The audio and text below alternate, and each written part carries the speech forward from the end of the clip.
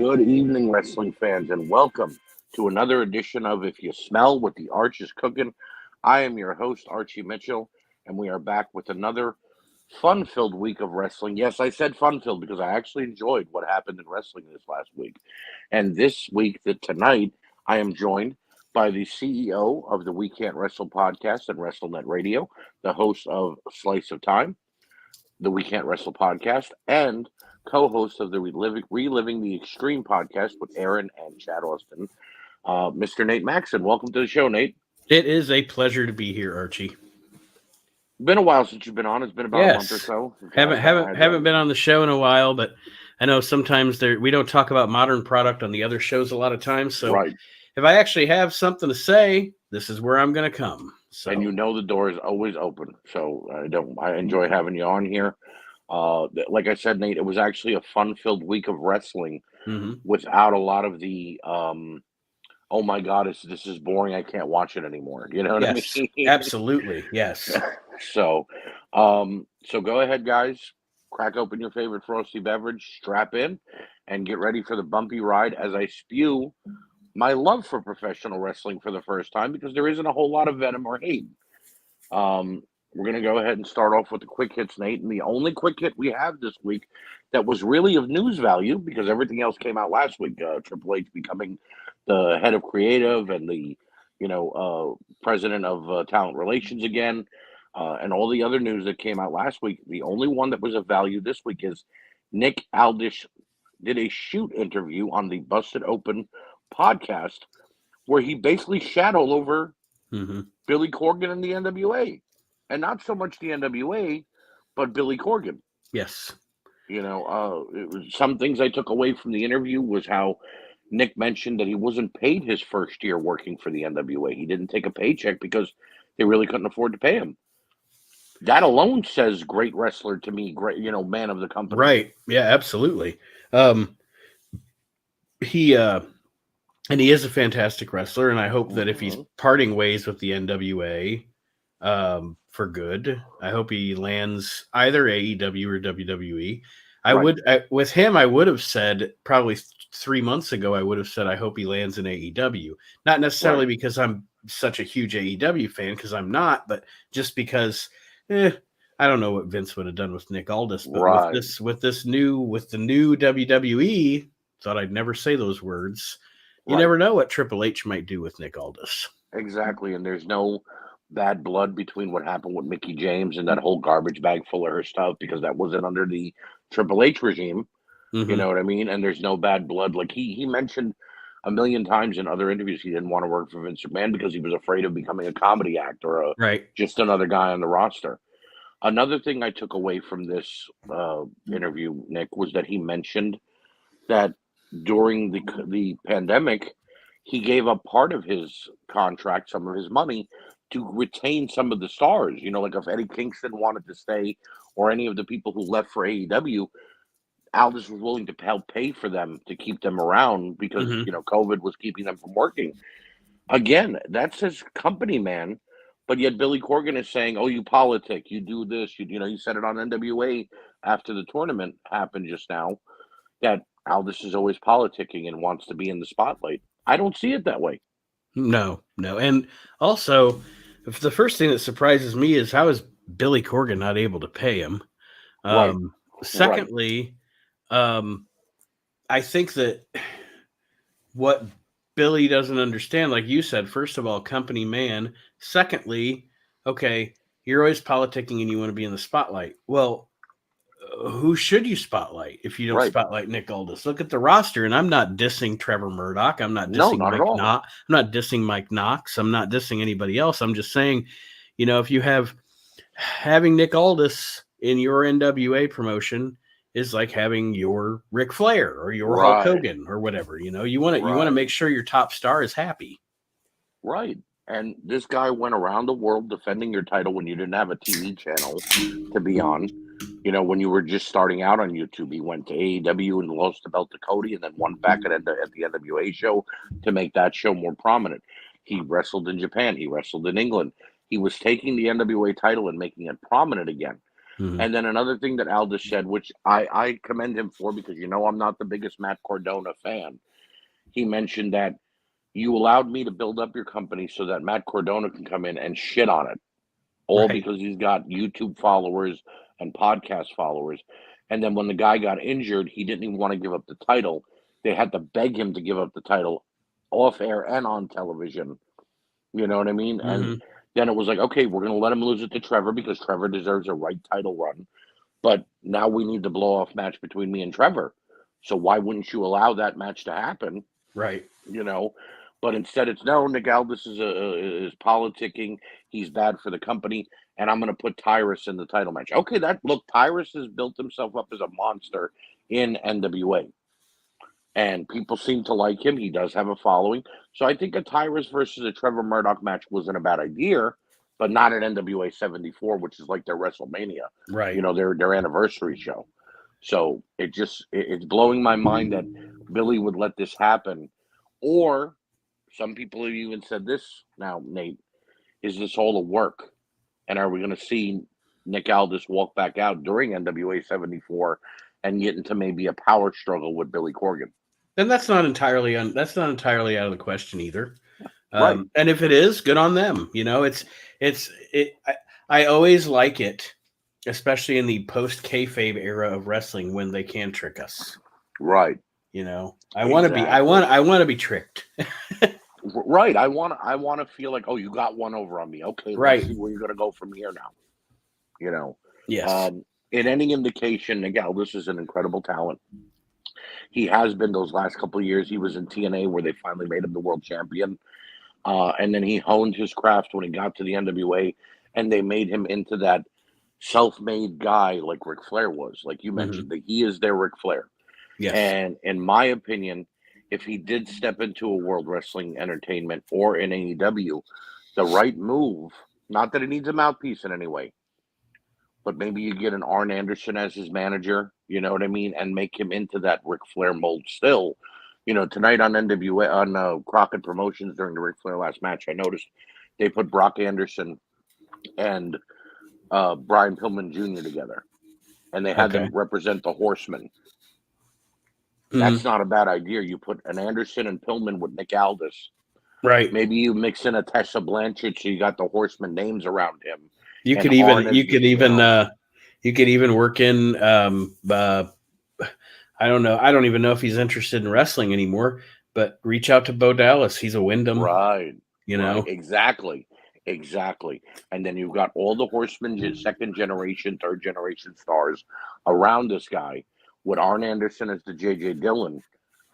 You know what? It sounds like something that might work to me. And if he can't do it in AEW and he's going to stick around the NWA, then the NWA needs to pay these guys to come in. Right. And, and give him a solid Ric Flair treatment. Let him win the title again. Let him have a group around him to keep that title around him. Because in my opinion, I love Trevor Murdoch. I like Tyrus. I like a lot of the guys on their roster. But it's a lot like if you had Ric Flair on a roster with the Malkies, the Ding Dongs, and you know what I mean? All the back end guys that were just there as enhancement talent for right now until they build up somebody else. So yes. But that's just my my figuration on the what's going on there. Next in line, we're gonna do the Grinds My Gear segment a little early here, Nate. You know what I do on the show. I rant at times. I don't get too loud because it's usually late at night when I'm filming, and I don't want to wake up the whole house with me yelling at the top of my lungs. But the Grinds My Gear segment this week, I told you guys I was going to cover Ric Flair's last match, and that's what it is this week, Ric Flair's last match. The undercard was good, with some dream matches like the American Wolves versus the Machine Guns and Jacob Fatu taking on Josh Alexander for the Impact title. Both of those matches were show stealers. The Briscoes had a great outing against the Von Erichs, which the Von Erichs, in my opinion, are an underrated tag team that need to be on a major stage like AEW or the WWE. They are very good. Oh, as are the Briscoes, but yeah, the Von Erichs definitely are very good. They're as good as their dad. Yeah, I agree. Yeah. I agree. And they've been floundering in MLW. They've already done all they could there. You know what I mean? Put them on a major stage, see what they could do. What's the worst that could happen? They fail. Right. You know what I mean? Or they're not that great, so we leave them in the mid card tag team division. It's no big deal. You know what I mean? It's happened before. But undercard was good. They overplayed the thank you Ric Flair videos from like all the celebrities and wrestlers that they had. We saw the Cody Rhodes and Sting's video 3 times each. And I love Cody and I love Sting, but it was a 3-hour show, and like every hour on the hour they'd play those videos. And it was like, okay, we get it. They love Rick, but enough is enough. You know what I mean? Right. Yes. Play somebody else. And then we got Jim Ross, who was like, I wish I could have been there, Rick, but I just couldn't make it. And what I kind of got out of this, but they weren't going to allow him to announce, so he didn't want to be there. Yeah. You know what I mean? Definitely. So they showed guys in the audience like The Undertaker and Mick Foley, Diamond Dallas Page, J.J. Dillon, a bunch of other wrestlers in the crowd. Kid Rock was there, so now 2 nights in a row, he was on SummerSlam and at the Ric Flair last match. Kid Rock's a huge wrestling fan, ladies and gentlemen. But then we get to the Ric Flair's last match. Nate, this is what I don't understand. This man had 6 months of prepping for this match. Yeah, we saw the videos. I get it. He's 73. I don't expect somebody 73 to be buff and built and cut and, looking like, but he came out wearing a t-shirt under the robe and never took the t-shirt off. He wrestled in a shirt. I didn't get to see the show, but I saw some pictures and small videos so far. Yeah. I thought when I saw that, I thought it's like if you remember when he was super out of shape and his self-esteem was bad for the final Nitro, he wrestled Sting in a shirt. And but his arms still look good. His legs still look good. Right. You know what I mean? Here, it was all flab. He looked old. He looked slow coming to the ring. When he went to take the belt off, he had to call somebody over to help him take the belt off. That's how slow he was this evening. Andrade looked fantastic. Jarrett had a great entrance, and Lethal looked great as well. But then the match started. This was hard to watch and very bad, in my opinion, ladies and gentlemen. Flair was slow, could barely get up from the beginning of the match, and didn't look good at all. And when I mean couldn't get up from the beginning of the match, Nate, he did a headlock takedown, and then the referee had to push Lethal back into the corner so Rick could turtle up off of the ground. Wow. You know what I mean? And then slowly get to his feet. Now, again, I was not expecting 80s or 90s Ric Flair. Please understand this, guys. But I expected him to look in better shape and healthier than he did. And I expected Andrade to do most of the match and Lethal and Jarrett to protect Flair. Mm-hmm. But they did a spot where they did a suplex on him, and they almost took him to the top rope for the superplex. And after they did the suplex, Rick laid there for about a good 2 minutes and couldn't move. He looked dead. I literally a couple times thought, oh, God, this man just had a heart attack. Mm-hmm. Okay. Then Flair and Andrade won the match, but the ending was total and utter ridiculousness. They hit him with a shoe. He bled because Ric Flair has to bleed or cry during the match. That's always one of his 2 things. He has to get some kind of liquid out of his face. They then Jarrett hit Lethal with a guitar, which, okay, that's fine. It's Jeff Jarrett. You're going to hit somebody with a guitar. It was a mistake, miscue. Andrade took out Lethal, took out Jarrett, got some brass knuckles, which I'm sure were made of Blue Chew because they came from Conrad Thompson. Oh, my. And he went to go hand them to Rick, who was still laying on the ground. Rick was convulsing and couldn't hold the brass knuckles in his hand. The hand collapsed and they fell out of his hand. And then Andrade helped him to his feet. He decked Jarrett with the hand that he had the brass knuckles in. Jarrett fell, and then Rick literally collapsed to one knee and then covered Jarrett. Man. He couldn't get up after the match. They had to literally coax him up and get him to the ring ropes so he could slide out. He went and he said, thank you to The Undertaker and Bret Hart and Mick Foley for being there. Bret Hart only showed up during the last 2 minutes of the main event, by the way. He was not there all night. Oh, so I guess sure he didn't want to watch. Yeah. And Tony Schiavone begins to interview him. And he totally shits on Shawn Michaels in the first 2 minutes. Really? His exact words were, It's not often you get to have your retirement match, let alone two, and have the second one be better than the first. Oh my God. Now, what does that sound like? His match at WrestleMania with Shawn Michaels was legendary. There was no better. And then you do that because of this garbage that you got a payday off of. Right. And that's always been my thing. To me, in my brain, 2008 WrestleMania, that's Ric Flair's last match. I mean, I don't, I wouldn't even, I've never seen any of his matches from TNA because I refused to watch him wrestle. He only had one, and it was a horribleness of him and Jay Lethal just to put Lethal over. Okay, at least he put Lethal over. Mm-hmm. And I've never seen any of the Hogan matches that he had overseas with Hogan during that tour. Right. You know what I mean? Except them both bleeding profusely. But, I mean, look, I have to say this because I'm a Ric Flair fan. But in my opinion, this was an all-time low for wrestling. Because in the regard of, and I know that was a movie, but this is wrestling, so it's kind of like a movie. If you remember the movie Rocky Part 5 or 6, when he wants to get relicensed, mm-hmm. and they tell him no, they won't license him in the city of Philadelphia to fight. Why would you license Ric Flair to wrestle anywhere in the United States? Well, and I have thought this from the beginning, and I'm just going to say it, and it is what it is. I look at this whole thing as exploitation, Mm-hmm. and I really, honest to God, think that. And I mean, I don't know. I'm not inside the situation. I don't know. But from the beginning of this whole thing, I thought, well, that's convenient. StarCast weekend, et cetera, et cetera. Right. Exactly. I have really, honest to God, thought that at some point Conrad talked him into this shit, and possibly, and it was kind of exploiting mm-hmm. Rick to make a buck. Fed his ego the right way. Hey, you're Ric Flair. You can deserve a last match. Come on. Yeah. And you're talking to a man with a large ego, so you can convince him to do it. Right. And on top of it, I was thinking, like when I saw the pictures and I saw him bleeding all over the place, I'm like, this is a man that fucking went like 2 years ago he coded. Mm-hmm. He was practically dead. Right. Right. And now he's bleeding. He's bleeding all over the place, and I don't know. It's like I said, I have not watched it. I debated. I had to work tonight, so I wasn't going to be able to watch it live anyway. I've gone back and forth whether or not I was going to order it. I don't know if I am or not. I don't know. If you do watch it, if anybody hasn't watched it yet and someone decides to watch it, guys, I'm going to tell you now.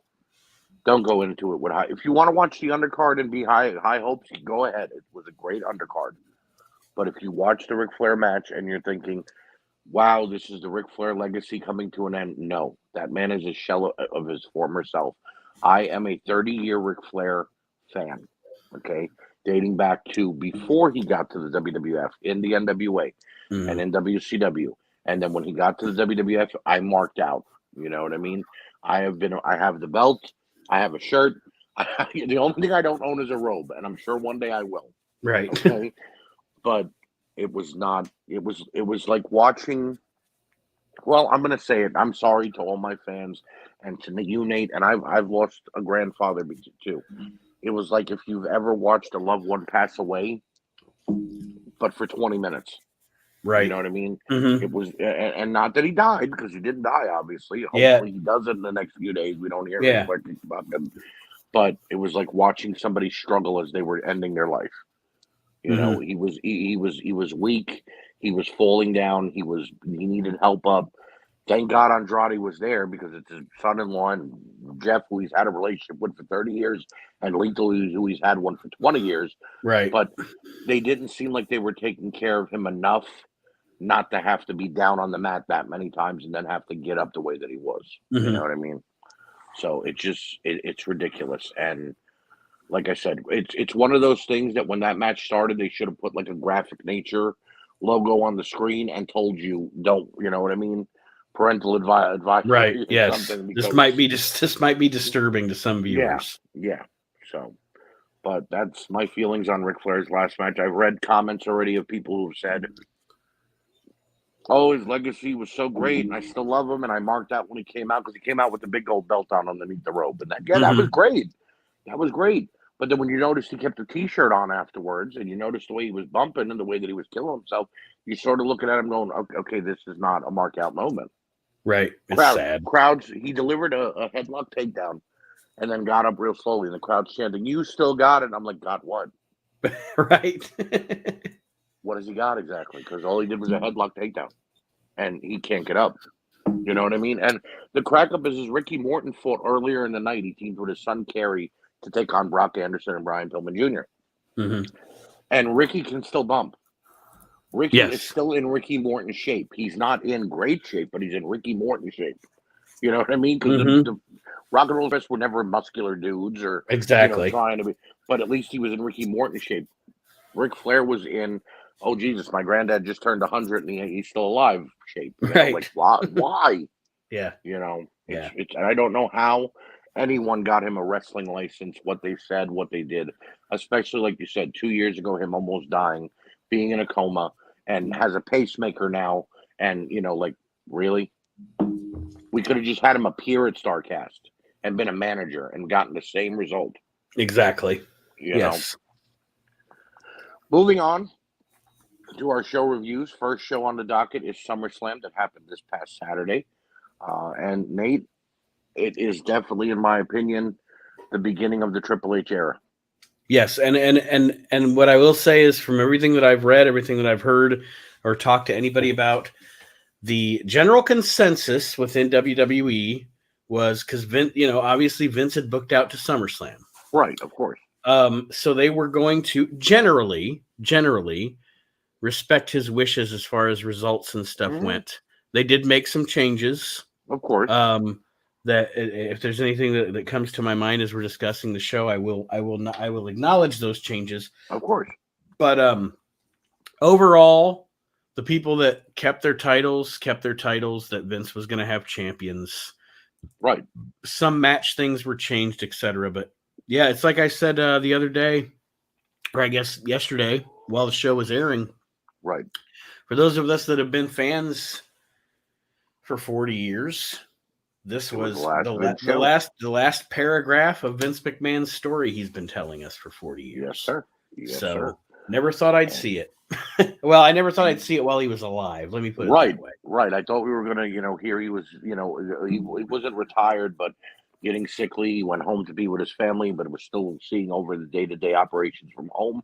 And then eventually, at maybe 80, Vince McMahon passed away today, and his daughter is taking over. You know what I mean? Mm-hmm. Normal, like we expected. Not had to leave because of what he did, but hey, what are you gonna do? So, what do you think? Do you think? I mean, we'll get into the show. I don't want to get in the weeds. Yeah. But do you think Vince is like Michael Corleone? Do you think when he dies, he's just going to be sitting there, all by himself? Oh, he won't be by himself. No, he'll be with his grandchildren around him, probably. See, I picture Vince dying alone. I really do. I don't know. I just picture him sitting in the chair and just passing on because he doesn't have anything to do anymore. Maybe you might be right. You might be right. Who knows? Him not being in the WWE 24/7, he might just pass away the next year or so because he's so it's like Aaron. It's like Aaron said on a recent show he did. He's a shark, and when sharks stop moving and stop eating. Yep. And I don't know, but anyway, you never can tell. I mean, he's going to be busy the next couple of years, obviously defending himself in a court of law. So he'll have something to keep him busy. But and I hate to make a bad joke, but he could pull a Jimmy Snuka, and if he passes away, they'll just drop all the charges. Oh no, see, and I thought about that too. Like, okay, I swear, folks, we'll get into SummerSlam, but I thought about that somebody brought up something about the Jimmy Snuka thing, and I said, you know what, Vince might do that. He might stop dyeing his hair and stop working out, so that when he goes to court, he looks like a feeble old man. Right. To try to get the sympathy. I don't know. I can see him doing it. He's a worker. He's a carny. Remember the movie Goodfellas? They wheeled in all those old dinosaurs of mafia bosses in, and they all had their hair tags and their nurses with them to try to gain the judges' respect. Yep, that'll be Vince. You might be right. Just like he put the neck brace on in '92. Yep. Yeah. So, show opens with the announcers hyping tonight's matches. We go immediately to the ring, and we get our opening match, which, in my opinion, and I hate to say this early on, but we already watched the whole show, you and I, Nate. Mm. This was the match of the night. It was Bianca Belair versus Becky Lynch. I've never been a huge Bianca Belair fan, but she got me in this match because she actually had a great match with Becky. Incredible opening match that saw these two rivals pull out all the stops. They battled inside and outside of the ring, and we even saw the KOD on the outside, which I thought was incredible because you don't really see women pull off their finishes on the outside. Right. You know. The match was fantastic. I think it was actually better than the WrestleMania match. I agree. And this is one I can say, insider information.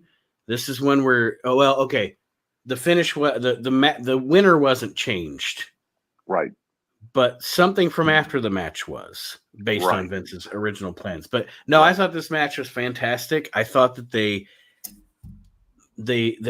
worked very well together. Their chemistry was perfect. Yes, and what they did great in this match leads into the end of it was, if you notice, they didn't wrestle. How do I want to say it? They didn't wrestle like a heel versus a babyface. They wrestled like two just competitors. Right. Like crowd picked up on that because they were cheering for both. Mm-hmm, yeah, they're both wrestling like, my opponent's really good, so I'm not going to be a heel or a babyface. I'm just going to try to beat my opponent. Right. The Spanish fly from the second rope was phenomenal. I've never seen that move done from such a low angle. It's usually from the top rope. And was that when Becky started favoring her shoulder? I can't remember. No, that was Becky delivered a top rope stunner. Okay, yes, that was it. And then she came down on her shoulder, and you immediately saw a bruise, and she began rubbing her shoulder, and I was like, okay, she might have injured herself slightly, or just got like a stinger. You know what I mean? Something that freaked her out. You know? Yeah. But we saw the Spanish fly that got followed by the KOD, and then 19 minutes in, after a very enjoyable opener, Bianca Belair retains the title, which you know what? In my opinion, she put Becky over in 23 seconds last year. This year, she deserved to go over. These are the kind of things that sometimes, and I'm going to bring Vince up, that sometimes people jump the gun on criticizing Vince. Exactly. Vince liked long-term storytelling in his main events. Everything else was like, throw it out, I'll rewrite it tomorrow. But with his main event people, he liked long-term storytelling, and really, these two women have been feuding for a year. Yes. On and off for a year. When people criticized last year Becky beating Bianca so fast, Vince actually had a plan, probably, for it to climax a year later and let Bianca go over. Right. And in a good match. It wasn't like Bianca won in 20 seconds now and beat her quickly. They actually told the story in the ring and got their point across that Bianca is a dominant champion. Yes. Post-match, Becky and Bianca shook hands and embraced, which I thought was great, because after a year of battling somebody, you either gain their respect or you're still bitter and you walk away. Mm-hmm. This was good. And I guess the feud is over because, Nate, we saw the return of Bayley, which I marked out for because I am a Bayley fan. Mm-hmm. And then with Bayley, we saw the return of Dakota Kai, which I marked out for. Me too, because she didn't deserve to be fired from NXT a few months ago. And the return of the injured Io Shirai, who will now go by the name Io Sky, which people are shitting on, but I don't care because she is the genius of the sky. So let her be called Io Sky. I don't care. Yes. And that was what I was going to say. Two things that I learned about the aftermath of this match that were changed. Firstly, in Vince's plans, apparently, and this is from Meltzer, and we like to make fun of Meltzer. Right. I never make fun of Meltzer's news reporting. I just make fun of his opinions. As far as news goes, Dave Meltzer's a good source. Right. But according to Dave Meltzer, at the end of first of all, Vince McMahon wanted this faction was posed to him a month or so ago, and he shit on it and said no way. So the Bayley faction is a change from his original plan. And also, apparently, in his original plan, Becky was not going to walk out of this night a babyface. She was still going to be a heel. Right. But I think making her a face again is the best decision. She's so much better as a face. And they're heel heavy right now in the women's division. Yeah. I mean, turning her heel was like turning Austin heel. It was a mistake. It was, but it paid off because she got a couple of good matches out of Asuka and out of Bianca, and she feuded with Liv for a little bit, so it helped evaluate some stars. But at least we could go back to either her being the man now and actually being a heel face, tweener, or she becomes a full blown face, and her and Bianca battle this new faction. Which I'll be honest, I haven't seen a good women's faction in quite some time. Mm-hmm. I hope this one has longevity, because the last one we got with Paige, Mandy Rose, and Sonya Deville lasted 3 months. What was the and you know how I am with modern products. Sometimes I have ADD when it comes to anything after 2005. But what was the faction with Ruby Riott and Liv Morgan? The Riot Squad. Yes, the Riot Squad. That should be obvious. I thought they were good. They just didn't get. They never put them over like they should have. Well, I mean, the way they came in, where they beat the crap out of Becky and Charlotte and Naomi, and then again fell flat, and it was just like, okay, now you're going to lose all the time. Well, then why did you have them come and beating the crap out of people then? Exactly. Just debut them normal then, and they just let them lose. They're enhancement talent, but everybody was so psyched for them because of what they did in NXT that when they showed up in main roster, we're like, okay, good. They're here to make a change, but then nope, Charlotte's winning again. Okay, yeah, So, but thank you, Hunter, for the return of Bailey, which I'm sure she was due back from injury anyway, and the returns of Dakota Kai and Io Shirai. It's good to see the women's division getting pumped up a little bit again. Yes. We go to a vignette for the Logan Paul and Miz match. I'm not really into this match. I have to be honest. All right. But the video was well done. That's one thing WWE will always do, is the videos for their matches. The vignettes will always get you hyped. I said it on Aaron's show this week. I think WWE, their video production staff is on par with NFL films. They're that good. Oh yeah. I agree with that. So we go to the ring. Like I said, I'm not really into this one, but then they proved me wrong. Miz took care of the opening of the match and protected Paul well. Paul looked a little weak and sloppy at first because he was only a second match, but then started to get better. I have to say, Logan Paul kind of outdid a few guys on main rosters in other companies, in my opinion. Yeah, well, and my thing about him is, and to be honest with you, he annoyed me before he came to WWE, but the thing I see in him is and this is what I appreciate about somebody that comes in from the outside. You can tell that he loves this and he wants to do good. Right. He's putting in the work for it. Yes. He's not just shitting on it by going, I could be a wrestler, and then he's falling flat on his face. Right. Him, Bad Bunny, and Pat McAfee are definitely 3 celebrities that they brought in that actually excelled at being brought in my opinion. I thought they were going to be horrible, but they actually showed me something. You know how I love Pat. We'll get to him later on. Oh, yeah, we'll get to him later on because he definitely had a good showing.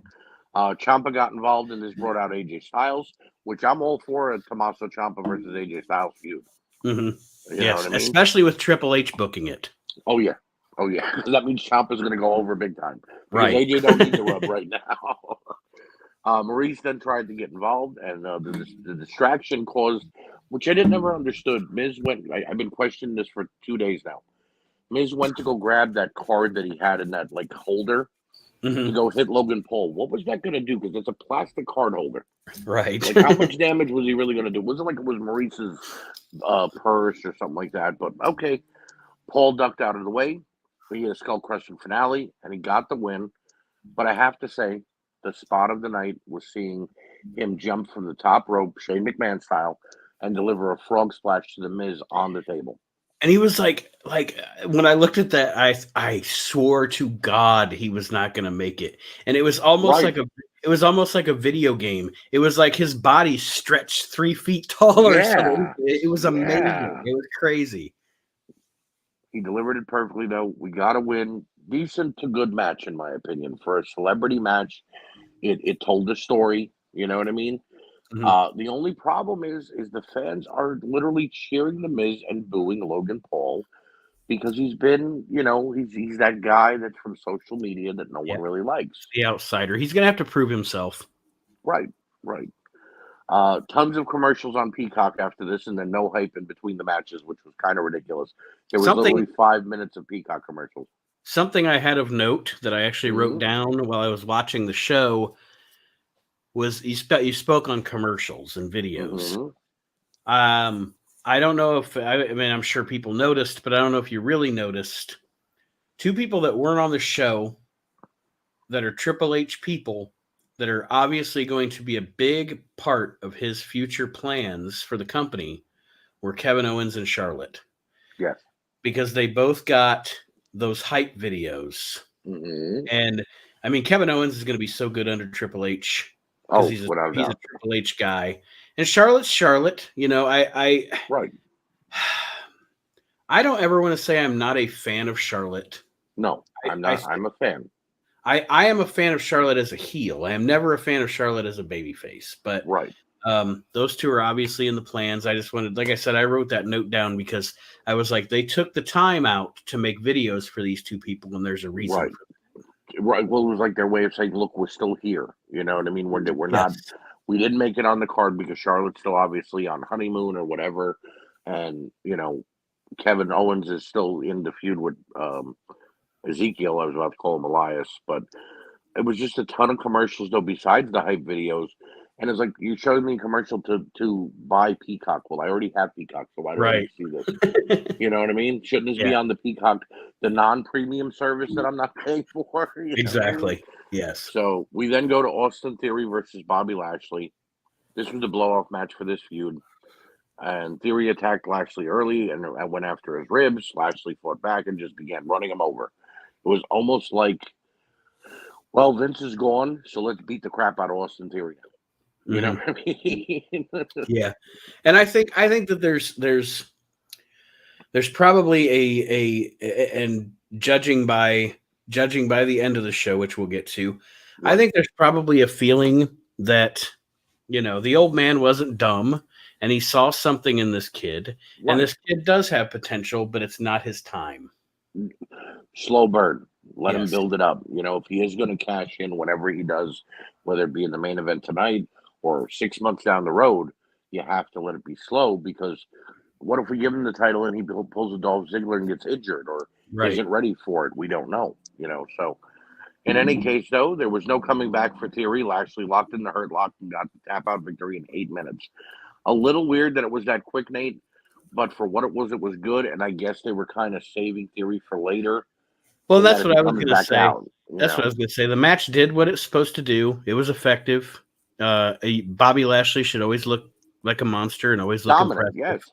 And also, it built some anticipation for me, because when I see a guy like Theory who has the money in the bank get squashed out like that, your wrestling brain turns on. You go, oh, that probably means he's going to get something. He's going to win later. Right. You got 2 hours to heal up. Right. But I'm hoping this now moves Lashley into a different feud and allows Theory to either focus on the Money in the Bank or whatever they're going to do with him. I mean, he's got heat with everybody. He's got heat with Drew McIntyre. He's got heat with Roman Reigns. So you never can tell who Austin Theory is going to hit next. You know what I mean? Yes. One thing I did notice, though, and this happened on SmackDown the night before, Austin Theory hit Drew McIntyre over the head with the briefcase. So I'm assuming under the Triple H regime and the TV14 banner that we're going to be having, headshots are allowed again? I would say, what do you say, sparingly when they mean something? You're obviously with CTE and all that, you're never going to go back to like Mankind and The Rock, or anything like that. But I think when it means something and the two guys are working safely, a chair shot to the head might be effective again. It could be. I mean, I'm tired of seeing guys get hit in the gut and then get hit in the back a lot. Yeah, that just doesn't pay off, because to me that doesn't really hurt. I mean, it hurts, but how bad could it really hurt? You know, when the guy's up 2 minutes later and hitting you with the same chair shot. Exactly. So we then go straight to the Mysterios versus Balor and Priest. Pretty good tag match with both teams hitting some nice double team moves. Work early on. Dominic Mysterio has started to grow on me slightly, but I think it's because he let his hair grow longer and he's got a mustache now. He's looking like Eddie. He looks like a man. Yeah. Yeah, no, but it's like he's really trying his hardest to look like Eddie Guerrero to get that storyline over. You know what I mean? You know what? That's good that's long-term storytelling. 20 years later, we Yeah. were in the in an asylum pay-per-view chat. You were in it too, and one of the members said they should have Dominic join the Judgment Day, and then come out and go, "Eddie was my poppy," and then just drop the mic and walk out. You know what I mean? So they had the match won though. Balor and Priest had the match won a couple of times, but then out of nowhere, with an incredible entrance, Yes. straight out of the Brood only remixed, Edge made his return. He's been behind the cryptic videos we've been seeing, which everybody felt that it was him anyway, because of all the teasers and everything that was going on. Edge hits the ring, takes out Priest, takes out Balor, allowed the Mysterios to hit a double 619 and get the win at the 17-minute mark. Good match and great to see Edge back, in my opinion. And the way that it played out, it didn't hurt anyone. All right, so No. the Mysterios got their win. The Judgment Day lost, but they didn't lose fair and square. And Right. yes, it was no disqualification. And the Judgment Day is set up for a feud, so they have something going on. Another person I'm excited about under Triple H is Finn Balor. I think he's Yes. finally going to get his just due as well. And you're essentially positioning Edge to get those guys over. That's what you do when you feud the veteran with If you're gonna do it the right way, you're gonna let him feud with them a little while. What are we in August now? I would say that by October, Finn Balor has to go over Edge. Yes. In my opinion, anyway, because it only makes sense to let if you're gonna give Balor the push he deserves, he goes over Edge, and then he starts feuding with whoever the champion is before the Rumble, and maybe gets the belt back. If it's Roman, I can understand them not doing it that way, but if it's somebody else, then. And also, you can use this as an opportunity. Speaking of building new talent, which I think is another thing that's going to be great about Triple H, is I think we're moving away not only from Vince, but from the era of the part-timers being the main eventers. Right. And Triple H knows how to build stars. And I agree. You can use this as an opportunity I don't know who, I'd have to look at the roster and maybe I could give you a better answer, but you take somebody that's young and up and coming, and you pair them up with Edge. And not only is he building Priest and Balor by working against them, but you take another younger guy and they work with Edge, and now you've built 3 stars using Edge to do so. Which is what he wanted to do by coming back anyway, so it makes sense. We then go to a vignette for Baron Corbin and Pat McAfee, and I have to say that I knew this going in, but I didn't realize how much history these guys had together, that they were both on the Colts at the same time. Mm-hmm. You know what I mean? And that added to the match for me, because seeing that they kind of had a rivalry when they were on the Colts, and then Corbin left, and it allowed McAfee to move on to become a great punt kicker and whatnot. There's that resentment. You made it in the field I failed in, so now here you are in my world in wrestling, and now I got to take you out. My wife cracked me up when this match started, when the video was playing and stuff, because she doesn't watch week to week. Obviously, she just when I'm watching the pay-per-view, it's on and she's sitting next to me, but she starts laughing, and I said, "What?" And she goes, "This is funny to me." And I said, "Why?" And she said, "Because you love that McAfee guy and you hate that Corbin guy. So now you have to watch that Corbin guy." Because I always fast forward past Corbin. Right. I loathe him. Yep. She's like, "You have to watch that Corbin guy because he's wrestling that McAfee guy." And I'm like, You know what? You're right. But Corbin and McAfee had a decent match. No, they did. It wasn't a 5-star classic by any means, you know what I mean? But the storyline and everything going in made it a decent match, because and also Corbin tried everything he could to piss McAfee off. And also, was it not funny as hell the choir singing bum ass Corbin. Oh, that was hysterical. Oh God, I lost it. That It was so hysterical. And he's like, "How did you get them to sing?" When he was yelling, "How did you get a choir to sing this?" I was like, "Wow, that's the best work Baron Corbin's ever done." Yeah, it was really funny. So, but Pat had a couple nice high spots, a couple of high flying moves that a guy his size shouldn't be able to do, but he did them. I would have liked to. I don't know why, because there is a history with Corey Graves and Baron Corbin in NXT. Mhm. I would have liked to have seen Corey Graves get involved for some reason. You know what I mean? Because he was Right. dogging Pat on commentary the whole night. You know what I mean? And if maybe Corey would have gotten involved, but then it backfired, might have helped. You know, I don't know. Right. Maybe that's just me because they're both commentators. It would have added to something. But Pat hit a low blow on Corbin, a little payback from SmackDown, and then we saw and I hate to say this because it was a good match otherwise, we saw a botched sunset flip power Yeah, bomb. and I was going to say that, But it was okay. It still looked good. There were some moments in there where it seemed like Pat's timing was off a little bit or whatever, but I'm willing to forgive it. You know, Yeah. I mean, yeah, It wasn't a bad botch where anybody got hurt or it made the match look bad. It came at the ending. The match ended. Okay, no big deal. You know. And right. remember, guys, I'm the guy that shits on WWE every week. So for me to say that is a big thing to say I can forgive this. Right. You know. Then we go to replays of Drew McIntyre and Sheamus from SmackDown, and then Drew comes out for a little mic time. Drew hypes the crowd and puts over that he's the number one contender, and will be fighting at that Clash at the Castle in Wales, which is, I get it, it's historical. It's the first pay-per-view overseas, you know, in England or, you know, that part of the world in what, SummerSlam 92? Yeah, that's going to be, I mean, they had UK only pay-per-views during the Attitude Era, but this will be the first pay-per-view from the UK that's going to air in the United States. Live, right. Since SummerSlam. And actually SummerSlam 92 didn't even air live. Right. Exactly. It was like 2 days. It took place and it didn't air in the States until 2 days afterwards. So right. But I'll be honest though, this segment was a little pointless in the middle of a pay-per-view. I think we could have done this on Raw or SmackDown the following night. But I guess in Triple H's mind, Drew wasn't on the card, so let's get him out in front of the crowd and make them remember who he was. His magic sword made fireworks, so that was cool, I guess. You know, I have the power. Yeah, that's what I felt like. He was He-Man. Because he's like, what can my magic sword do? I'm like, really, Drew? You know. We then go to the Usos versus the Street Profits, and the special guest referee makes his way to the ring first. It's Jeff Jarrett, a.k.a. the Ric Flair murderer. And I still don't understand. I get there in Nashville, but why is Jeff Jarrett the referee of this match?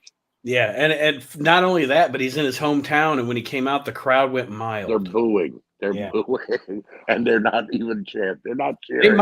They might have even cheered better if he didn't come out to the Double J music. Right. Maybe had come out to the TNA, My World or something. Or the Jeff Jarrett, Deborah music. Yeah, you know what I mean? And I feel he should have came out in a shirt and sunglasses and said, don't piss me off or something, you know what I mean? And then put on the referee shirt. But whatever the case may be, both teams had a good match, but it was the exact same match they had at the last pay-per-view. You know what's funny is I actually wrote down which match did you say was your least favorite of the night? Was it the Morgan versus Ronda Rousey? Oh, okay. So I don't know why there was a match earlier I thought you said was, but anyway, this was actually my least favorite match of the night. Well, no, the match I wasn't interested in until I watched it was Logan Paul versus. Okay, gotcha. Yes, yeah. But this was actually my least favorite match of the night, and it has nothing to do with the work. It has to do with, just like you said. First of all, I'm tired of watching these two teams wrestle each other. Right. Secondly, most of their matches are the same match. It's the same match over and over again. I literally wrote down super kick, double team move, and splash outside. That was it. That's all they do in every match. Yes. You know what I mean? And look, I get it. They're the only two established tag teams right now. They're still building the Viking Raiders. New Day is kind of played out because we got the Usos versus the New Day way too much too. But there's got to be another tag team. Why couldn't it just be Chad Gable and Otis in this role? Yeah. Or, you know what I mean? Mm-hmm. It just, like, you've overused the Street Profits to the point now I want Montez Ford to turn heel and become a solo star and send Angelo Dawkins back to NXT. And that might be coming. That might be coming based on the end of the Tez's expressions and stuff during the Yeah. And I'm interested to see if they would split them up. Okay, I've always said this, and I've said this. Mm-hmm. I think that bell to bell in the ring, those two guys are fantastic. I like both of them, but they just annoy the shit out of me. And I don't know. I just we want the smoke thing and all that, and I would love to see what is the potential. What does Montez Ford have as a heel? Because he's a fantastic athlete. He's a great wrestler. And he can talk. Yes, he can, but just the presentation of them annoys the shit out of me. So I would actually love to see them broken up, honestly. Mm-hmm. I agree, and not in a crime time way. Let's not go crazy by putting this guy over here and this guy over there, and then have them having meaningless feud, and then they both die. You know what I mean? On the roster, right? They need like I said, maybe put Angelo Dawkins back in NXT and build him up again. But again, same match though. Usos win with the 3D. Again, good match. I'm not complaining, but nothing new. Right. You know what I mean? Give me, the thing about the Usos and the New Day that was so good was you gave them in a ladder match, a Hell in a Cell, a Falls Count Anywhere match. You know what I mean? There was substance. Right. What did you give us here, Jeff Jarrett? Right. Yes. That was going to. I would have rather them given us Rikishi as the referee. Oh, is he going to, try to help his sons, or is he going to do something that pisses them? You know what I mean? Mm-hmm. Something that would have made sense. You know what I mean? But this is Vince's booking. Yeah, we got to get Jeff Jarrett. It's Nashville. He'll be over with everybody. He's in the office now. Yeah, exactly. Yeah. So we then get a vignette to show the quick history between Liv Morgan and Ronda Rousey. This should not have gotten a vignette, in my opinion.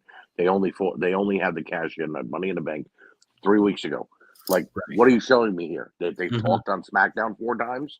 You know what I mean? Yeah. So, and then we go, and just like the rivalry, this was quick. Liv and Ronda had no chemistry and were a bit botchy. Liv's arm got hurt at one point, and that's what that part pissed me off. I get she might have gotten legit hurt, but you literally stopped the match and had the doctor come and check on her. Mm-hmm. You know what I mean? And I hate when they do that during a match, because that doesn't make it. Now it's fake. You know what I mean? Yes. When you have to stop the match to put on the gloves because he's bleeding. You know what I mean? It's like, do this after the match. End it quickly, then let it be 1, 2, 3, and let it go into the back and get checked on. As far as the length of the match, from what I understand, 5 minutes. It was actually cut short because Miz and Logan Paul went overtime. Right. But yeah, I mean, again, But explain this one to me though. Miz and Logan Paul, here where I have it in my notes, when 15 minutes, you cut Seth Rollins and Matt Riddle from the card. Right. There wasn't any time for this match then? No, because we have to have commercials for Peacock that I'm already watching. Yeah, right, exactly. So Morgan gets locked in an armbar, and she stacks up Ronda, which I thought, okay, I like that kind of finish. It's like Brett and Bulldog, where he was in the sleeper, and then Bulldog rolled back, and Brett didn't realize his shoulders were down. I enjoy those kind of finishes in matches. But then Liv tapped out at the count of 2, and the referee didn't see it and counted 3. You know what I mean? Yes. Like, Liv's timing was really off. Yeah, and that's what I was going to say. I like the concept of the finish, but the execution was bad, and I think it was more just a timing thing on Liv's part. Right, which she might have legit got hurt. Maybe that's why it was cut short too a little bit. You know what I mean? Maybe the doctor realized her arm got dislocated or whatever the case may be. Right. And look, I love Liv Morgan. I think she deserved to do the cash in and be the women's champion right now. But I also think that after Ronda got injured during her match with Natalya, Ronda should have went away for about a month or 2 and let Liv have a nice title reign for 2 months. And then had this match. We should not have done it at the next pay-per-view, because now you're showing that Liv Morgan cannot actually handle somebody like Ronda Rousey. Right. So we got this botchy finish. And then the post-match, Ronda turns heel again and goes and injures the arm of Liv even more. Freaks out on a referee. So this is now the second time Ronda Rousey has been made to turn heel because the fans really don't like her. Right. You know? So I think it's time we end the Ronda Rousey experiment and we make her either an attraction who shows up around WrestleMania time, you know what I mean? To fight whoever the bully is or Yeah. whoever the next big thing is or whatever. Or we let her go and be home with her daughter and be a mom. Yeah. You know what I mean? I mean, other than bringing mainstream people to the product, I've always said she doesn't add much. No. I don't know, and I'm not at all dismissing the woman. She's a bad, No. but I just when she's on, I don't feel like I need to be watching her. So. Right. It's the same basic match again: arm drag, arm bar, that rolling fireman's carry she does. You know what I mean? She barely sells. She's constantly fixing her gear. I think they need to get the woman a pair of pants instead of the short shorts she wears, because she's always pulling something out from under there. But whatever the case may be, it happens. Whatever. Then we got that tease between Seth Rollins and Matt Riddle. And I love this. Yes, I agree. It was a nice continuation of storyline. Not just that. This is Triple H. Mm-hmm. This was, for those of you that are 25 years old and have never actually witnessed a professional wrestling angle, this is what a pro wrestling angle looks like. Right. The heel comes out, the babyface comes out and says, "Come out here, you motherfucker, you no good, lousy son of a bitch. I want you in this ring right now. I don't care if my shoulder's hurt or not." And then the heel comes out, and he doesn't do anything redeemable. He goes in immediately from where he knows the guy's injured. He attacks and takes him out again. And then officials come out, and they break it up, and the heel gloats, and the babyface lays there with a "I still fight you" look on his face. This was a pro wrestling angle, and I almost cried. I was like, I haven't seen this in years. Right. We have not seen anything with continuation like this in years. Including AEW, by the way. That doesn't happen on AEW. The biggest continuation we saw was Ruby Riott getting her hand broken. Oh, right. Okay. You know, and I know her name is Soho, ladies and gentlemen. Don't correct me by telling me, hey, that's not her name anymore. If JR could do it, I could do it too. Okay. So then we get Mayor Kane. Mayor Kane comes out, and I apologize what I'm about to say. I'm not being heartless, but this is a man who just a couple of weeks ago said that he was very happy that Roe versus Wade was overturned. Yeah. So I thought maybe that was a bad look of bringing him out of television. Also, he inflated the attendance by 10,000. Mm-hmm. So, yeah. Mm-hmm. But here's the thing. How do you inflate the... Can you still hear me? Yeah. How do you inflate the attendance by 10,000 when they hold 100,000 people in that arena? That football stadium. You know what I mean? Why are you lying even? You knew you were below 52,000 anyway. What did an extra 10,000 mean? Exactly. You know? But that's Nick Kondo, because he's the one that booked all these stadium shows for them. Thinking they were going to make big, crazy money. And I'm sure 40,000 people was good money for them. But, you know, you're there to announce 48,000 fans and then immediately get called out on bullshit because somebody goes and says there was only 38,000 paid. Right. You know, so. And I mean, they just have to realize that in modern wrestling, and I don't know if Triple H can turn it around.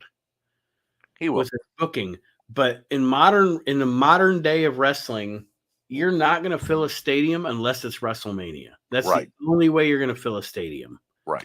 So anyway, and I mean, after the failed experiment of Money in the Bank having to be moved because they couldn't sell out or at least get to 40,000 fans in the Raiders Stadium in Vegas, right? They could have immediately canceled where SummerSlam was going to be and move it to a smaller venue.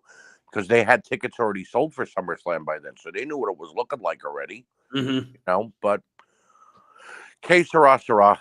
We then go to the vignette giving us the long history between Brock Lesnar and Roman Reigns, which it's gotten better the last couple matches. I will say that. You know, the feud has gotten a little better, but I wrote this down. I said, please let this be the final match. You know what I mean? I can't handle any more Lesnar Reigns. You know? Yeah. And I think that was actually Vince's intent, because they were booking it as the last time these two guys were going to face each other. Right.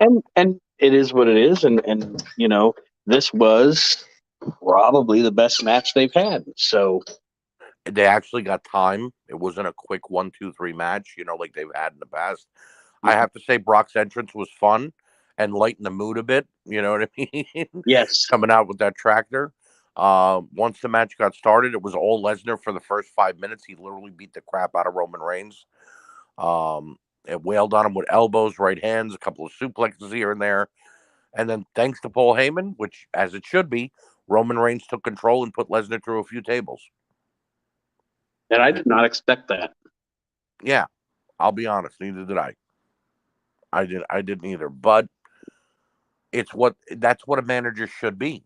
Bobby Heenan's best thing about him was being the chicken shit heel on the outside who would pull the leg or get the guy's eye for a minute. You know what I mean? Yes. It's what we loved about managers. So.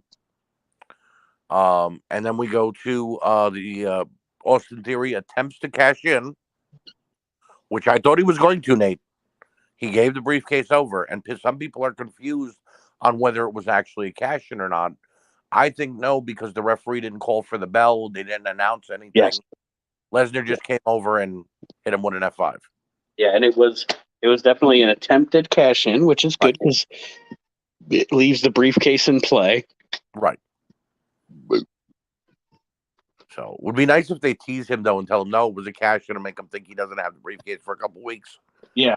And then back to him, like maybe he puts in a phone call to Vince or something. You know what I mean? Even though Vince is there, he still doesn't. He doesn't even have to say Vince. He could just be like, I made a phone call to somebody. Yeah. So Austin Theory is then out of the match. Here come the Usos. They help distract. They help beat down on Lesnar a little bit. The ending, was it great? No, but it certainly wasn't John Cena tying Batista to the ring post and making him not be able to stand. Mm-hmm. You know what I mean? They actually beat the crap out of Brock Lesnar, threw everything at ringside on him, and then Brock couldn't stand up anymore. So my notes about this one, my biggest notes are, this was, okay, there's a few things I really liked about this. Firstly, it was like I said, it was the most exciting thing that these two have ever done against each other. Yeah. There was also, the reason I loved this was because literally there were moments in this match where I didn't know what was going to happen. I didn't know that Brock was going to get to his feet. I didn't know that Roman was going to get to his feet. They really, really had me on the edge of my seat, and I didn't know who was going to win. Right. Secondly, WWE, at the end of the day, a lot of times is about the spectacle. And the whole tractor with the ring, it was like Attitude Era spectacle at its best. Because there's a lot of Attitude Era spectacle that is stupid. But this was Attitude Era spectacle at its best. And I thought it was so well done. And if this is the last chapter, which I hope it is, because like everybody else, I'm tired of seeing these two guys against each other. Right. If this was the last chapter, it was a last good fitting chapter. And what a last good fitting chapter to Vince McMahon's booking in the WWE. Right. I do agree. And you want to know what? I like the way that they did that with the tractor, because you meant, just like you said, it was that Attitude Era moment, because it was like the first time they broke the ring, with Big Show and doing the suplex. That got overdone and overplayed, so they can't do that anymore. Or when Austin came out with the Zamboni. Right. Exactly. A tractor was a little slow, but it did what it had to do. Exactly. Someone remarked in the chat too last night that the tractor was just as slow as the Undertaker's entrance. It wasn't faster. Lesnar could have made it to the ring much faster. They've obviously never lived in farmland like I do, because when you get behind one of those things on a 2-lane, it's like, oh my God, I'm never going to make it. And they don't, and they know they're being inconsiderate by being in the middle of the road with that big ass tractor or whatever it is. Yeah. You know. So, all in all, it was a good show in my opinion. The Rollins and Riddle segment helped progress the storyline. Edge and Bailey's return, debuts of Dakota Kai and Io Shirai, and some damn good matches during the show allowed me to give SummerSlam a 4 out of 5. Here's to the Triple H era of the WWE. Exactly. I agree. And I know this is longer than your show usually is because I'm here being long-winded. Long because of how much we had to cover, so it doesn't matter. But before I let you get to the Ring of Honor pay-per-view, which I did not see, so I'll kind of be a spectator listening along with the listeners. But the other thing I want to say about this show is I agree with you, 4 out of 5. But one of my biggest notes is it was so refreshing to hear commentary without Vince in the headset. And when Michael Cole, Corey Graves said, "I don't like you when you have an opinion," and Cole said, "Well, a lot has changed, Corey." I was like, "Thank you." Yes, I was like, even he understood Vince was holding him back on commentary. And fucking Byron Saxton had a little bit of a spine, right, on this show. He got a couple things a little wrong, though. He mentioned at one point in the opening match, he told her, he said Glamazon slam to the face of Becky, and she hit her in the sternum. And I was like, where was that her face? What did I miss? Yeah. But Byron Saxton, they got to call it, what he saw. He probably saw it as her face on the camera. But yes, the announcers were miles different. Oh, it was so nice. It was so nice to hear. You mentioned that they're calling us fans again. Mm-hmm. They're calling them superstars again too. It's not just sports entertainers. Belt, right? Which Cody Rhodes said in an interview recently, because someone told him, "So what are you going to do when you win the World Heavyweight Championship?" And he said, "Well, if they allow me to hold the belt," and then the guy said, "Wait, you're not allowed to say that word." And he said, "Well, here's the thing. They could fine me $1,000 every time I say the word belt. But yes, it's a championship, but it's also a belt that goes around my waist. Mm-hmm. So it's a belt." And he's right. Yes. Title, it's a belt, it's a championship. Any one of those three can be used. I also heard the expression title shot and not title opportunity. Right. So, yeah, I mean, just the little changes out of the show have me very optimistic about. Triple H held a meeting and said, "Look, everything that the old man taught you, forget it." Yeah. And let's hope the name thing goes out the window too. Yeah. I know that they're copyrighted as Riddle in Theory now, so they're probably going to just roll with that. But going forward, hopefully the name edict is gone too, because that was also stupid. It made no sense. I mean, look, I understand that Antonio Cesaro doesn't get over as much as just Cesaro does. Mm-hmm. Fine for him. But you didn't put the damn guy over anyway, so it didn't matter. Big E is better than Big E Langston, but Matt Riddle is Matt Riddle, Right, and that's his name. It's his actual name. So, but it is what it is. I just hope, and from what we're seeing, it continues, and that tomorrow night on Raw, that we see. Look, I don't expect amazing changes overnight. No. It'll be great. On with this gradual change, that by Mania, all of us look around and go, "Wow, this is what wrestling is again." Yeah. And what people that are watching have to understand, and I think sometimes people forget, this is a publicly traded company, right, on the stock market. Radical change does not do well for your stock price. Right. So you will see gradual change because they don't want to. A lot of the people that own stock in WWE probably aren't even wrestling fans. Right. So to them, they aren't going to want to wake up tomorrow morning and see a vastly different product than they watched yesterday, because they're going to worry about their stock prices. And I understand that. It is what it is. But I think, like you said, by WrestleMania, it's going to be a completely different product. And it'll be a nice breath of fresh air again. Absolutely. Again, we don't expect the Attitude Era back because nobody would be able to handle that. Mm-mm. But we expect a nice breath of fresh air, new beginnings where we can say, I enjoyed Raw this week, or I didn't enjoy it, but it was at least better than what it was 6 months ago. Or I didn't fast forward through 2 hours of it. Yes. Right. I wanted to hear what Seth Rollins said tonight because it's not the same damn promo he's been cutting for 6 months. You know? So moving on to our last show, it is Ring of Honor, Death Before Dishonor, which happened last Saturday night. So it's, yes, 1 week in the books, but this is one of the shows that I promised that we'd look at this week. And the night of action starts off by going to the ring, and we have a Ring of Honor world title match as our first match. Holy shit. Mm-hmm. And I did see this match. And it was good, but who puts their world title on first? And who gives them only 16 minutes when you have two of the world's best technical wrestlers going at it? Right. You know what I mean? This was a masterpiece from beginning to end, but with both men pulling out all the stops. We saw the big swing early on, but it only got a 2 count, of course. It was only 2 minutes in. Gresham reversed Claudio, and we used some menacing-looking submission moves. That's one thing I will say about Jonathan Gresham. He is a submission master. He reminds me of a Dean Malenko, Chris Benoit. You know what I mean? He knows how to transition from one move to another, Nate. Mm-hmm.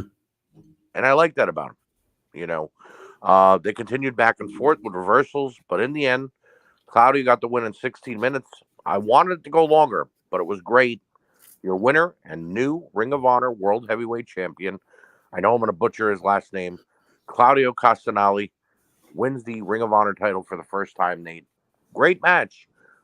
And then we found out more later on, which I'll get into in a minute. But what did you think? You said you saw the match. What did you think of it? I have watched this match, and I have watched the Briscoes FTR match. Okay. Both good matches. My joke is they did it early and only 16 minutes because Tony really wanted to hug Claudio. Right. But what I will say is, again, great match. Claudio being the Ring of Honor champion. If Tony's really trying to build that brand, this is the guy you want to revolve the promotion around. Great. What I will say is, and I know the temptation is there. My opinion would be you don't have Claudio show up in AEW at all. Let him be the Ring of Honor guy. Well, yeah. I mean, you're going to pay him a salary anyway. He's going to get paid. Right. If you're trying to build this brand, leave him there. Let him be the Ring of Honor guy. The only problem is with no TV deal, he kind of has to show up to still remain relevant for that company then. Right. You know, they can get a deal locked in. If Tony can get 1 more hour of TV on either TBS or TNT or any one of Turner's other channels, you know what I mean? Mm-hmm. If you get them 1 hour for Ring of Honor, then by all means, I agree with you. Claudio should stay with Ring of Honor and still have Regal go back and forth because Regal is his manager. Right. Yeah. But yes, I thought the match was easily, if I'm going 5 stars, it's easily a 4.5 star match. I agree. Had they gone, it would have been a 5-star match, in my opinion. Yes. So, ending of the match, Gresham shakes Claudio's hand. Regal puts the belt on him. He thanks the fans. They walk away. The very next day, Nate, it comes out that the reason this all happened was because Jonathan Gresham asked for his release from the company because, one, Tully Blanchard is no longer with AEW because he doesn't want to be a part of the company anymore. Mm-hmm. Feels that his size is what's keeping them from pushing him the right way.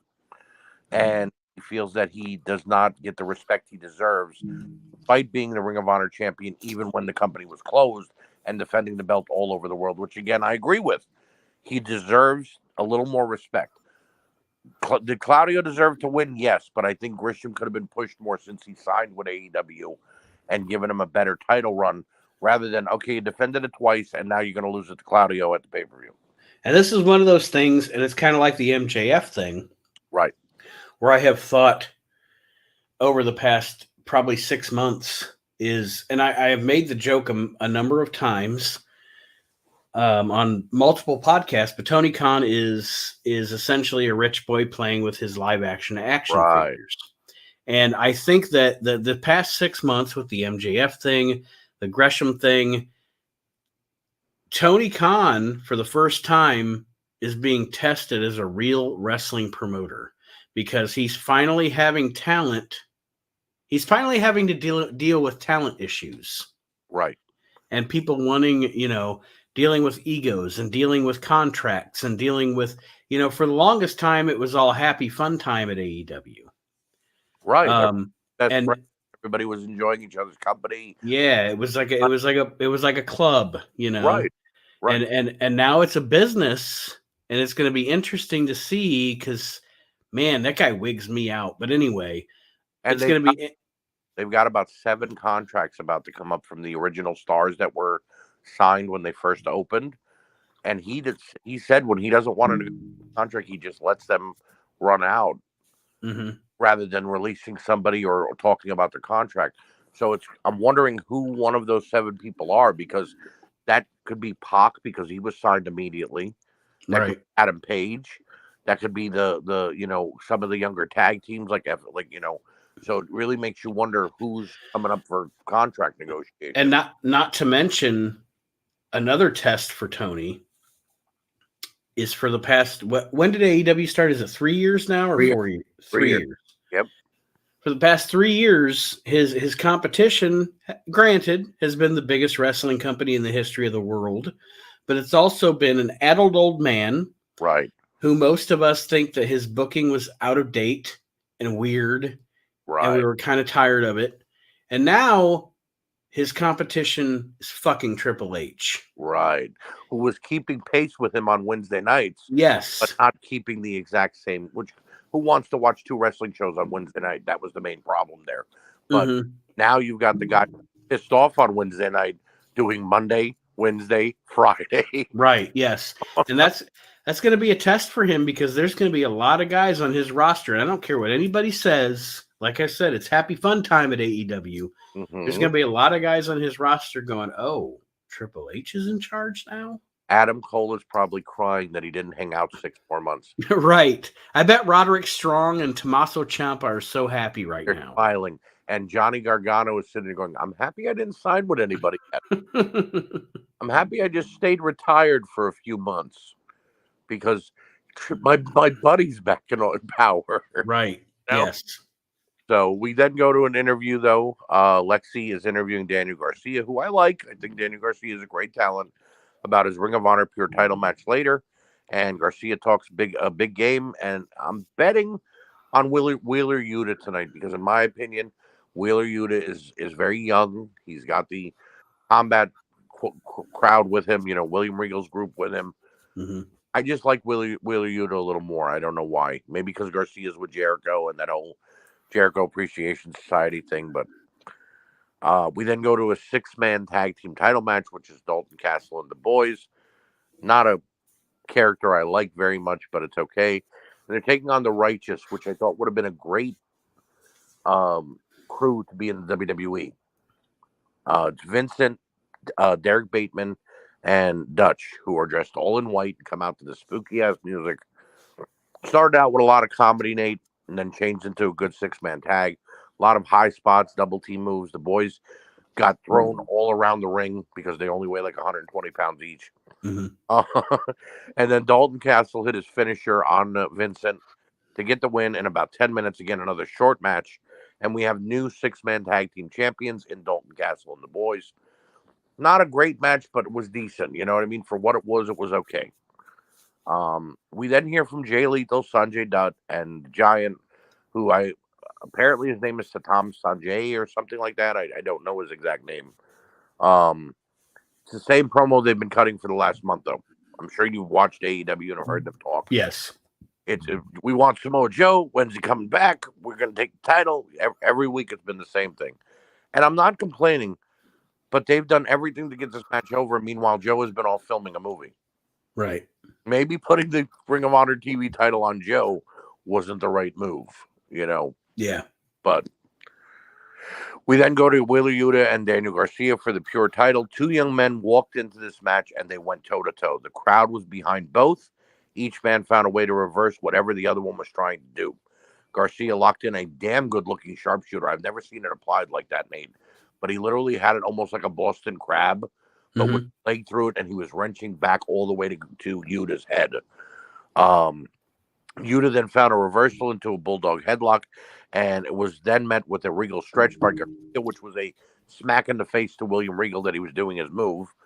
After a couple more minutes of back and forth action, Yuta hit a surprising pin and gets the win in 16 minutes and is still the Ring of Honor Pure Wrestling Champion.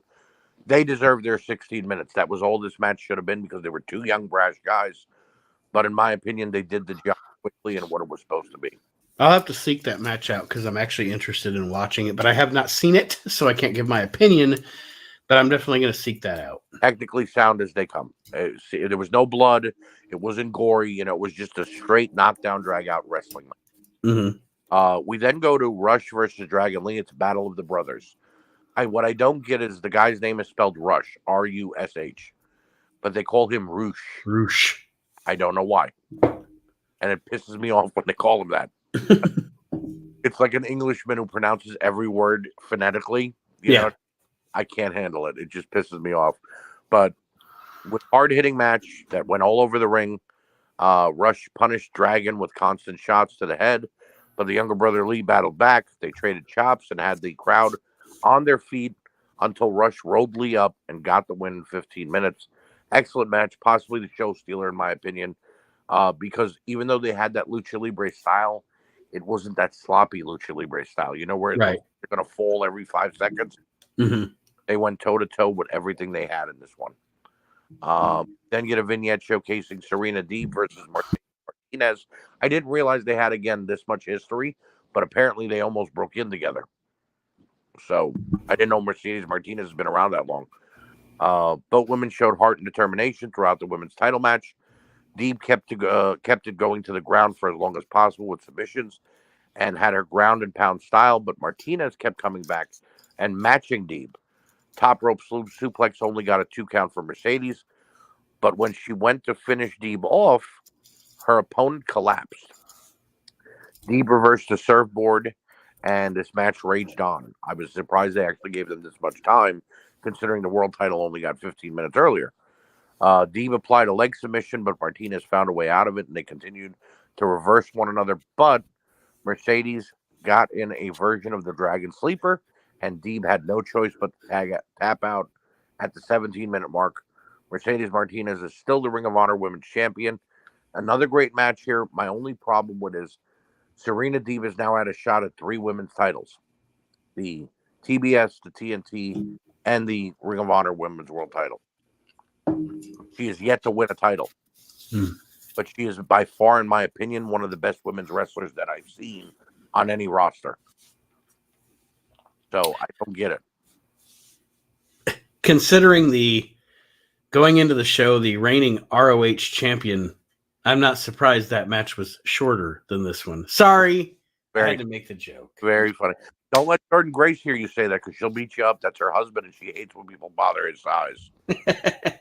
That's a woman who needs to stay off of Twitter and social media altogether. She gets diarrhea of the mouth. So we get the vignette for Joe versus Lethal, which has just been Lethal talking for a month straight. But then the history between the two of them and how they broke in together. And Lethal was a trainer of Joe. And match starts on the aisle. And for about 5 minutes, they fight on the outside of the ring. This allowed Saddam Singh, or whatever the Giant's name is, to get involved and give Lethal the advantage. Yeah, isn't that the guy that was coming to WWE forever? That was Veer Mahan. I know. They look the same to me. So this is apparently a former basketball player, my son told me, because when he saw him on the screen, my son's like, what the F is he doing there? And I'm like, what do you mean? He's like, he used to be on the team with, what's his name? That David Robinson used to play on. The Spurs? Spurs, yeah. I'm like, really? He was a basketball player? He's like, Dad, he was the clumsiest basketball player ever. So he gets involved. That allows Lethal to get the advantage. Once in the inside of the ring, the bell finally rings because the match didn't even start yet. We saw a war, a pure hatred come between these two men. Lethal hit Joe with everything he had, but it just wasn't enough. Joe fought back even with injury and took Lethal down. Joe hit his finisher, which I believe it was the Muscle Buster, but it's been a week. Don't quote me on it. And got the win, a massive win to retain the TV title in 20 minutes. And again, your world title only got 15 minutes, but your women's title and your TV title got this. It's like, why? I understand he asked for his release, but couldn't you give Claudio the respect of a 30-minute match? Right. It comes back to that all night long. You know what I mean? Mm-hmm. And I have to say, though, the show just kept getting better as the matches progressed. Each match outdid the next. And then we come to our main event, which you mentioned that you did see as well. Briscoe Brothers versus FTR. Nate, before we get into the match, I have to say Dax Hardwood and Cash Wheeler are by far, forget the Young Bucks, forget the Usos, forget past, the last 10 years. FTR, in my opinion, is the best tag team that we've seen in a decade. They are the best. They're the best tag team.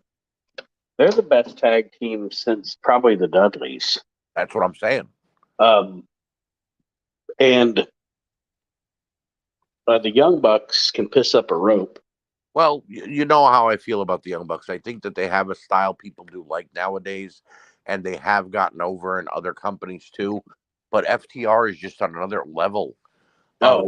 It's not just the submission, it's not just the high flying, and it's not just the double teaming. These two guys know where each other are throughout the entire match. So when they need help, they know where their partner is to get it. You know what I mean? Well, and to be honest with you, and I don't know if I probably said it in one of our podcasts because we have 74,000 of them, but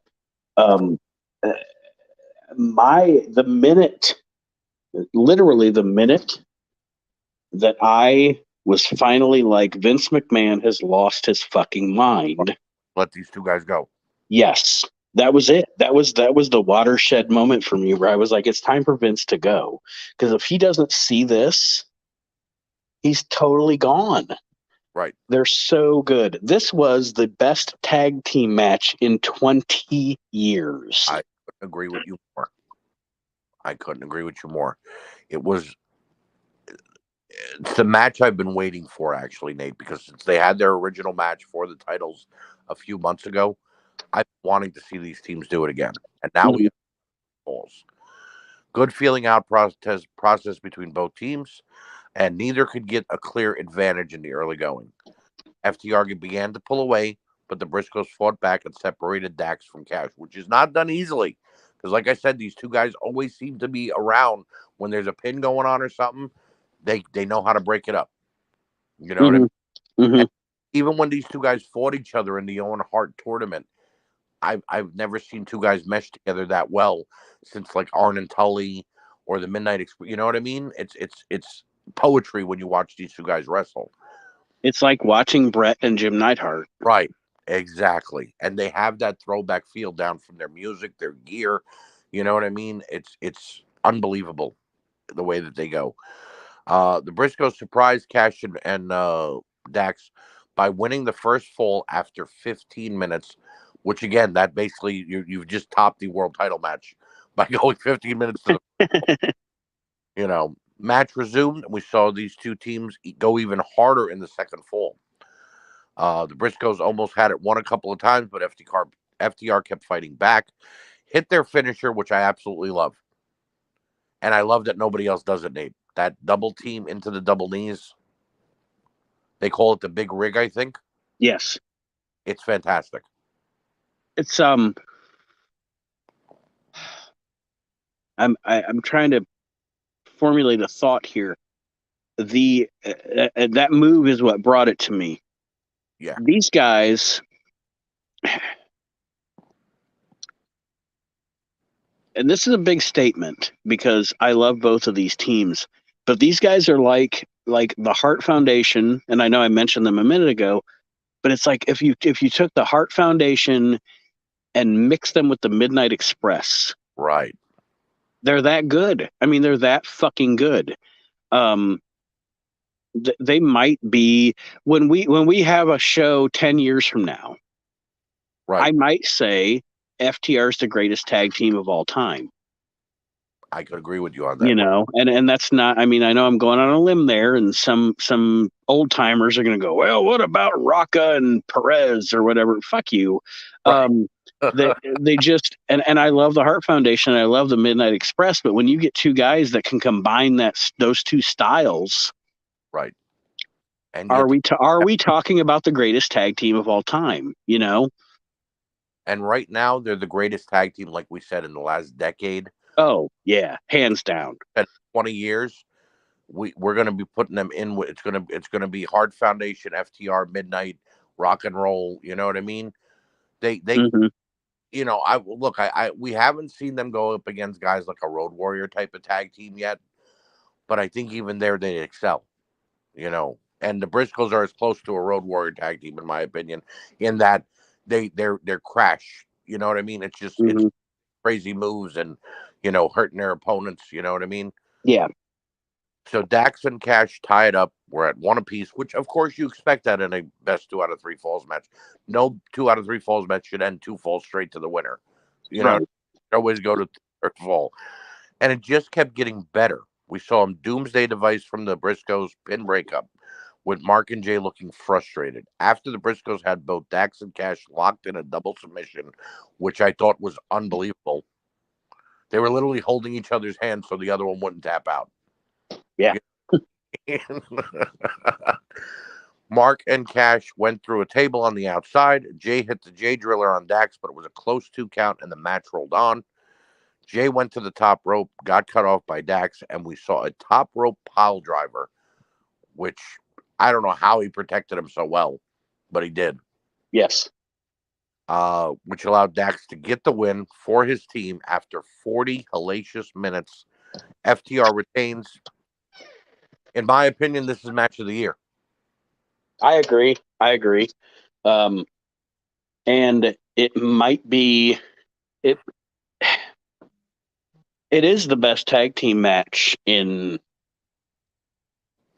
It is the best tag. This is the best tag team match I've seen in 20 years, and I'm not even overstating or anything. It was tag team masterpiece. Right. It was a war that just kept escalating. They were outdoing one another every chance they got. And that's what you want out of a tag team match, because it's not 2 guys, it's 4. You want one guy to raise the other guy up so that he can raise up the other 2 going. Sort of like we used to see with the Dudleys and Edge and Matt Hardy and Christian and Jeff Hardy. They were always looking to outdo each other, and that's what I saw in this match. You know what I mean? And like you said it was a masterpiece. Post-match, FTR paid respect to the Briscoes, told the live audience how much they loved this business. And then Claudio, Regal, and Yuta came out on the stage, and they kind of paid respect, but it also looked like a challenge was being made. Like maybe the Ring of Honor Tag Champions versus the Pure and World Heavyweight Champion. I don't know. And that could be good. That could be a great match too. Right. But when do they do it? When's the next pay-per-view? They really didn't announce anything yet on the books for Ring of Honor. You know what I mean? And like, if you're going to have these guys being which obviously FTR are going to stay in AEW because they're after all the gold, but if you got these guys as the Ring of Honor champions here, you got to give them somewhere to at least give us this 4-way match. These 4 guys fighting. Right. So Death Before Dishonor, Nate, I'm going to say it. If the listeners want to tell me I'm crazy or I gush over AEW or Ring of Honor too much, they can. I gave this a 5 out of 5 though, because like I said, the pay-per-view kept getting better as time went on the show. And I can't rate the pay-per-view because I didn't watch the whole thing, like I said, but I can say I would agree with your assessment just because, like I said, that tag team main event was the best tag team match that I've seen since probably 2000. When was the last match that had the Hardys, Edge and Christian, and the Dudleys in it? What, 2002? Yeah. 2001? Yep, I think you're right. This was the best tag team match I've seen since then. So that right there, that gives it an A+ for me. Yeah.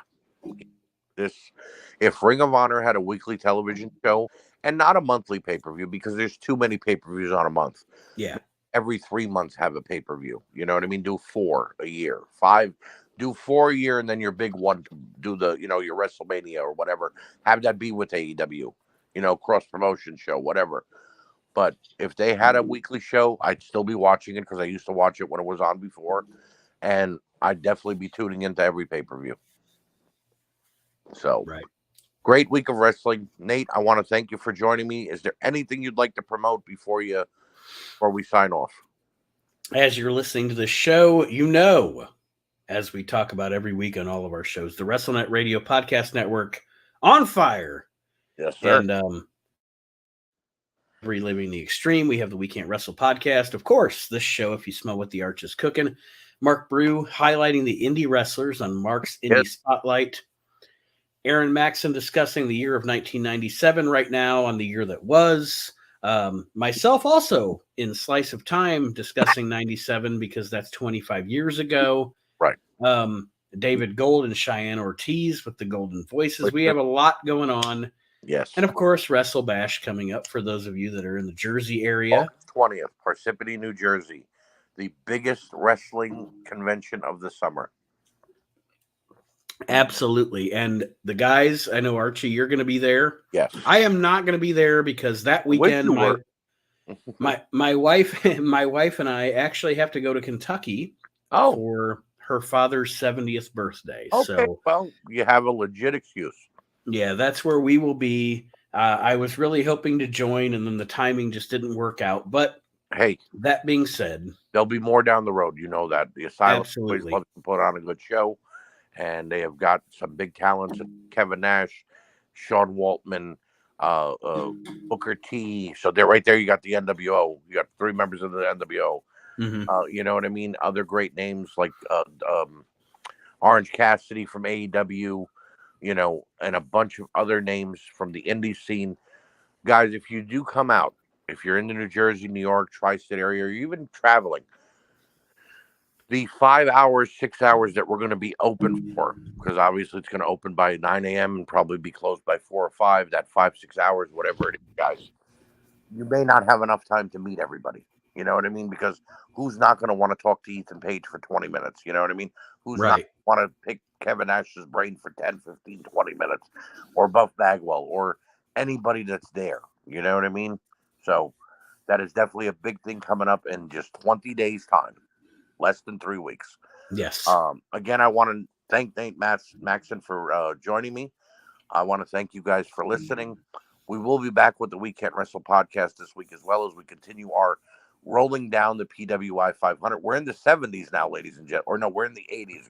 We're in the 80s. We only got 84 more names to get down before we hit number 1. But we're in the colored pages. That's the fun part. And I want to plug really quick. Yes. I don't actually know when it's going to air, but this Thursday, you know who John Arezzi is? Yes. I am actually going to be a guest on John Arezzi's Pro Wrestling Spotlight podcast. Very nice. And John did a radio show, the Pro Wrestling Spotlight, 30 years ago. He did 30 years ago on radio what we're doing now as podcasters. Right. And I'm going to be on the show, and I'm really looking forward to it. I don't know exactly when it's going to air. We're recording it Thursday. Okay. But yeah, I mean, it's going to be a great experience to talk to him. And the thing that made me think of it was the Pro Wrestling Illustrated 500. His co-host, Bob Smith, is actually the man that wrote the Pro Wrestling Illustrated 500. Yes, he is. On his own, by himself. He was the one that did I think the first 2 or 3 of them. So I'm really looking forward to maybe picking his brain a little bit about this list. Oh yeah. And so I'm pretty excited about that. Ask them why some guys made it on there 3 times. Yeah. Why is the Night Stalker and Brian Clark and why? So, ladies and gentlemen, in closing, also make sure you tune in to Reliving the Extreme this week, because I will be doing a pop-in to finally make my challenge to Chad Austin. Oh, it is the trivia challenge? Yes, sir.